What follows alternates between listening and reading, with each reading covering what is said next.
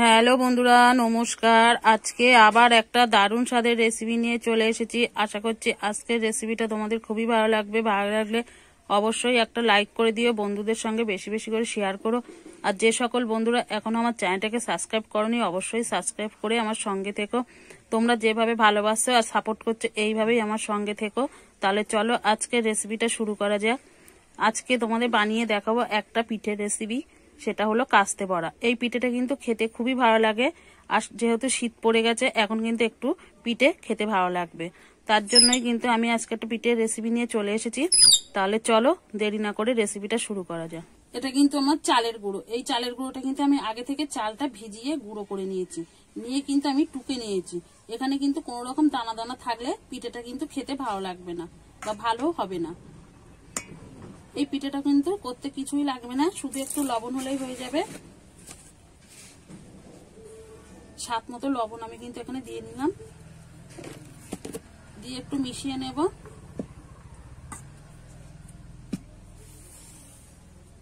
তোমরা কিন্তু বাজারে যে চালের গুঁড়োটা কিনতে পাওয়া যায় সেটাও কিন্তু নিতে পারো, কোনো অসুবিধা হবে না। একই হবে, একই রকম পিঠে হয়ে যাবে। নাইলে বাড়িতে আমার মতো কিন্তু ভিজিয়ে জলটা ঝরিয়ে শুকিয়ে মিক্সারে কিন্তু একদম মিহি পেস্ট করে কিন্তু একটু টুকে নিতে হবে। তাহলে কিন্তু আমি জল দিয়ে দেব। একসঙ্গে বেশি জল দেব না, বেশি জল দিলে কিন্তু ব্যাটারটা হালকা হয়ে যাবে। আমি এই অল্প অল্প করে জল দিয়ে কিন্তু ব্যাটারটা তৈরি করে নেব। আমি দেখো একদম সুন্দর করে কিন্তু গুলে নিয়েছি ব্যাটারটা। আর এরকমই কিন্তু গুলতে হবে, থকথকে। এর চেয়ে কিন্তু বেশি হালকা হলেও হবে না, আবার বেশি ঘন হলেও কিন্তু ভালো হবে না। তোমাদের তার জন্য কিন্তু দেখিয়ে দিচ্ছি। এই দেখো, দেখতে পাচ্ছ?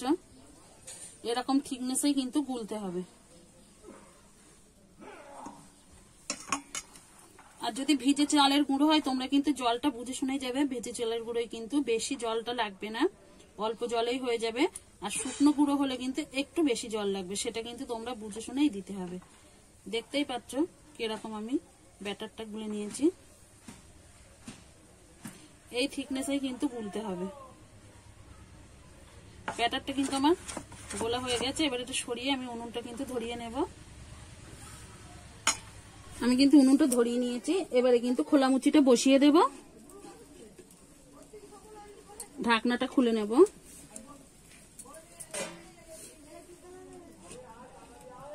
এই খোলা মুচিটা কিন্তু আমি ভালো করে গরম করে নেব। আমার কিন্তু খোলা মুচিটা ভালোভাবে গরম হয়ে গেছে, তোমরা দেখে বুঝতে পারছো। দেখো ধোঁয়া উঠছে। এবারে কিন্তু আমি অল্প অল্প করে সাদা তেল দিয়ে দেব।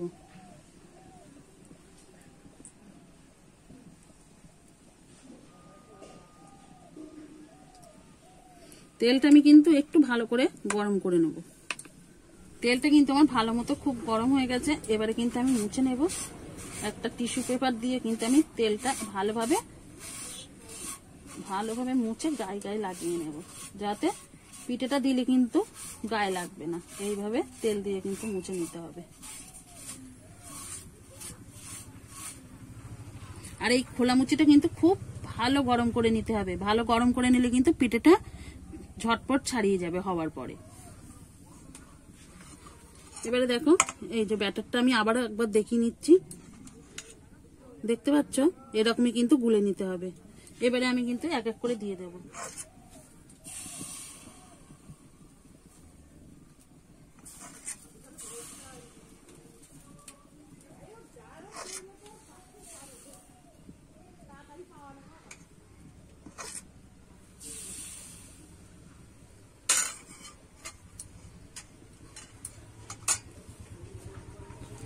এবারে এই ঢাকাটা দিয়ে কিন্তু আমি ঢেকে দেব।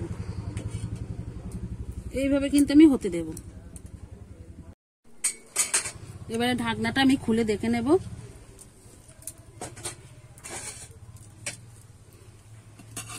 দেখো বন্ধুরা, পিঠেটা কিন্তু খুব সুন্দর উঠে যাচ্ছে, দেখেছো? তেল দেওয়ার জন্য আমি এইভাবে উল্টে দেবো অন্য পিঠটা হওয়ার জন্য।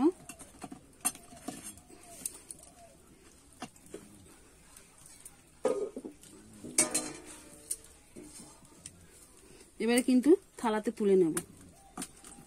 দেখো কত সুন্দর সিদ্ধ হয়েছে।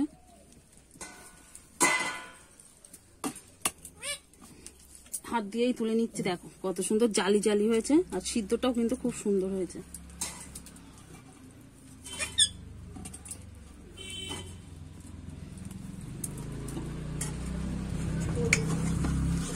ব্যাটারটা কিন্তু দেওয়ার আগে আবার একটু ফেটিয়ে নিলাম,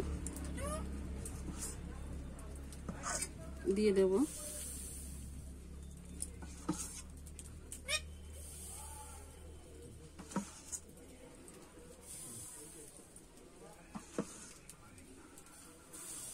আমি কিন্তু এই একইভাবে কিন্তু পিঠেগুলো সব রেডি করে নেব। ঢাকনাটা দিয়ে দিলাম, একইভাবে আমি সব পিঠেগুলো তৈরি করে নেব। আমার সব পিঠে কিন্তু হয়ে গেছে, এগুলো নামিয়ে নিলেই কিন্তু আমার হয়ে গেছে সব পিঠে। এগুলো কিন্তু এবারে উল্টে দেবে একটু তুলে।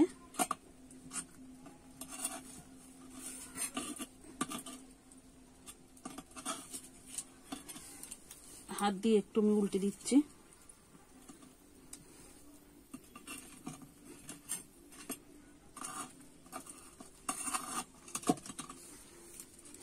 এটাও একটু হাত দিয়ে আমি উল্টে দেব, একটুখানি আমি হতে দেব।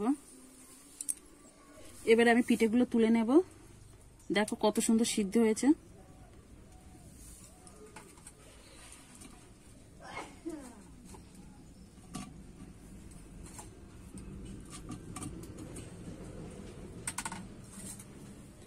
আমার কিন্তু সব পিঠেগুলো দেখো রেডি হয়ে গেছে, আর দেখতে কত সুন্দর লাগছে না? চলো এবার পরিবেশন করে তোমাদের দেখাবো। দেখুন বন্ধুরা, কাস্তে পিঠে কিন্তু মানে কাস্তে পড়া পিঠেটা কিন্তু আমার একদম রেডি হয়ে গেছে পরিবেশন করার জন্য। আর একটা আমি তোমাদের ভেঙেও দেখাচ্ছি কত সুন্দর হয়েছে ভিতর থেকে সিদ্ধ। দেখো দেখো আর কত সুন্দর জালি জালি হয়েছে, কত সুন্দর জালিদারও হয়েছে। আর ভেতর থেকে কিন্তু দেখো কত সুন্দর সিদ্ধটা হয়েছে, দেখতেই পাচ্ছ তোমরা। একবার হলেও কিন্তু এই শীতে বানিয়ে ফেলো কাস্তে বড়া। আর এই পিঠেটা কিন্তু খেজুরের গুড় দিয়ে খেতে খুবই ভালো লাগে। এখানে কিন্তু আমি খেজুরের গুড় নিয়ে নিয়েছি। একবার হলেও এই শীতে বানিয়ে খেয়ে দেখতে হবে, খেতে কিন্তু খুবই অসাধারণ লাগে খেজুরের গুড় দিয়ে। দেখো সব পিঠেগুলোই কিন্তু কত সুন্দর জালি জালি হয়েছে, দেখেছো? তাহলে একবার হলেও এই শীতে পিঠেটা বানিয়ে ফেলো, খেতে কিন্তু খুবই অসাধারণ লাগে। আর আমি রেসিপিটা এখানেই শেষ করছি। তাহলে চলো, সুস্থ থেকো, ভালো থেকো, সাবধানে থেকো।